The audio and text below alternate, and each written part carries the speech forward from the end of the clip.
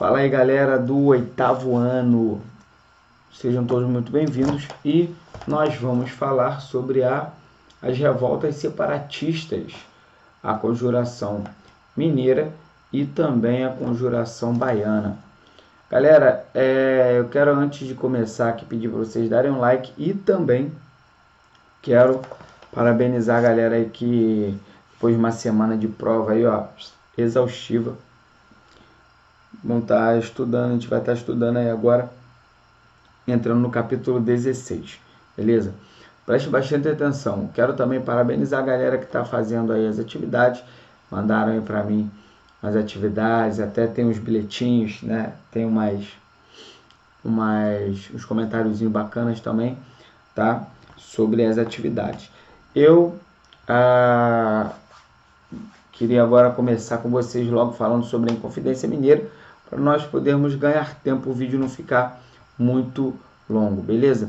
Então, a Inconfidência Mineira, ou que a gente chama também de Conjuração Mineira, tá? Foi uma tentativa de revolta que foi abortada pelo governo em 1789, em pleno ciclo do ouro, na então capitania de Minas Gerais, no Brasil. Entre outros motivos, tem a execução da derrama, que era a cobrança de impostos atrasados, tá? Foi um dos mais importantes movimentos sociais da história do Brasil. Significou, assim, a luta, né, do povo brasileiro pela liberdade contra a opressão do governo português no período colonial. Então, foi essa representatividade do movimento de Inconfidência Mineira, que virou um símbolo do movimento republicano brasileiro, tá? No final do século XVII, o Brasil ainda era uma colônia de Portugal e sofria com os abusos políticos e também as cobranças abusivas de impostos. Além disso, né, a metrópole havia decretado aí uma série de leis que prejudicavam o desenvolvimento industrial, comercial e também, em certa medida, também político do Brasil.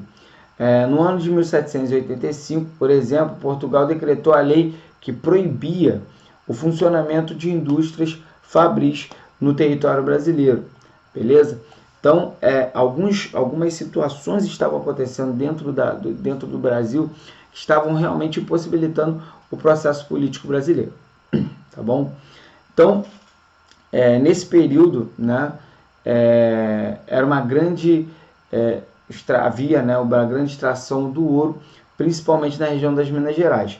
Os brasileiros que encontravam ouro deviam pagar o quinto, né, que era 20% aí do imposto cobrado em todo o ouro encontrado, né, e acabava enchendo os cofres portugueses, né? Aqueles que eram pegos com ouro ilegal, sem pagar o imposto, né, eles sofriam duras penas. Com uma grande exploração do ouro, começou a diminuir aí as minas. Mesmo assim, as autoridades portuguesas elas queriam aquela quantidade de ouro X, tá? Nessa época, Portugal criou o que nós chamamos de derrama, que funcionava da seguinte forma, né? O ouro deveria ter 100 arrobas de ouro por ano, vamos supor, né? 1.500 quilos de ouro por ano para a metrópole.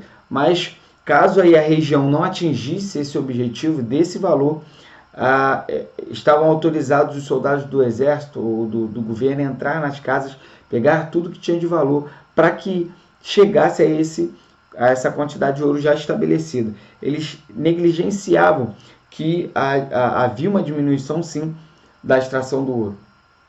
Todas as atitudes foram provocando uma insatisfação muito grande no povo, principalmente nos fazendeiros rurais e donos de minas, que queriam pagar menos impostos e ter mais participação na vida política do país, porque estavam vetados pelo controle aí da metrópole, né? Membros da elite brasileira, intelectuais, fazendeiros, militares e também donos de minas, influenciados pelas ideias de liberdade que vinham lá do iluminismo europeu, tá? Começaram a se reunir e buscar uma solução para esses problemas que estavam acontecendo. O grupo liderado aí por Alferes Joaquim e José da Silva Xavier, o conhecido como Tiradentes, também eram formados aí, além desses dois, eram formados também por poetas e outros líderes também aqui que nós temos detalhado também no nosso livro, tá? Na nossa apostila. A ideia do grupo era conquistar a liberdade definitiva e implantar um sistema de governo republicano em nosso país. Sobre a questão da escravidão, o grupo não possuía assim uma posição definida, tá? Então eles queriam uma república, mas eles não pensavam muito bem na questão da escravidão, beleza? Esses inconfidentes chegaram a definir até mesmo uma nova bandeira para o Brasil. Esse movimento ele foi duramente reprimido pelo governo e causando aí a morte, né, de Tiradentes, beleza? Foi duramente reprimido pelo governo. Lá na Conjuração Baiana, beleza?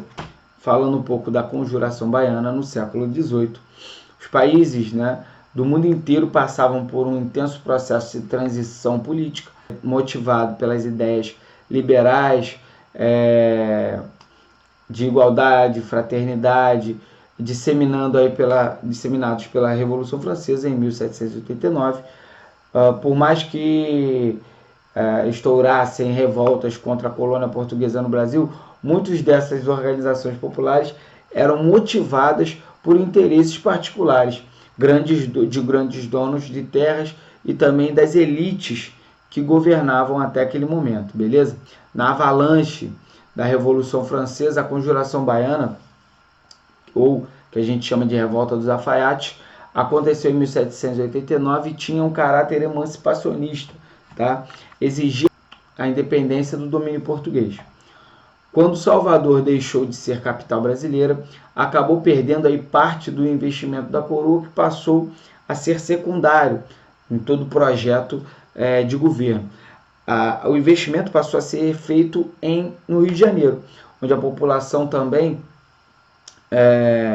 foi muito mais assistida.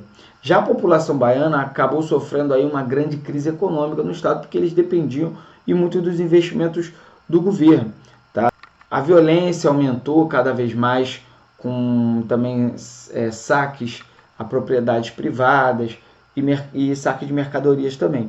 A partir de então, as ideias radicais, né, foram surgindo. Quem se destacou aí nesse movimento foi Cipriano Barata, né, o médico. Ele organizou a população mais humilde, como escravos, pequenos camponeses também, como para difundir as mensagens em panfletos, tá, para poder ganhar mais adeptos a essa revolução. Uniram-se ao levante, né, de Barata muitos escravos negros livres e também comerciantes, artesãos religiosos, soldados de setores populares e experientes, muitos alfaiates também nesse movimento. No movimento aí se destacou os alfaiates João de Deus e Manuel Faustino. Percebendo aí o perigo da organização popular em grande escala, o rei de Portugal, Dom Fernando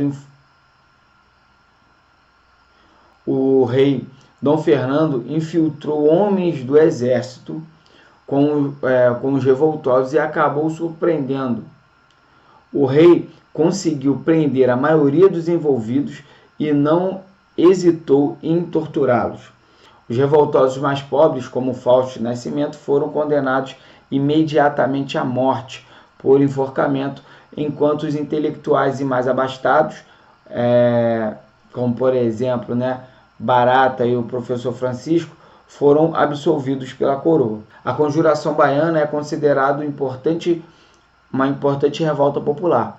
Muitos, além da pretensão de derrubar a monarquia, a revolta ela pôs em xeque a questão social do país e deu impulsão para o surgimento das primeiras campanhas abolicionistas no Brasil. Juntando aí, porque esse movimento ele juntou, né, vários tipos de segmentos sociais dentro de um próprio movimento. Os mais pobres foram condenados à morte, mas esse movimento ele se tornou, sim, um marco dentro do processo histórico brasileiro. Beleza, galera? Então, eu espero poder ter ajudado vocês. Façam os exercícios conceituais. Eu passei para casa umas atividades para vocês.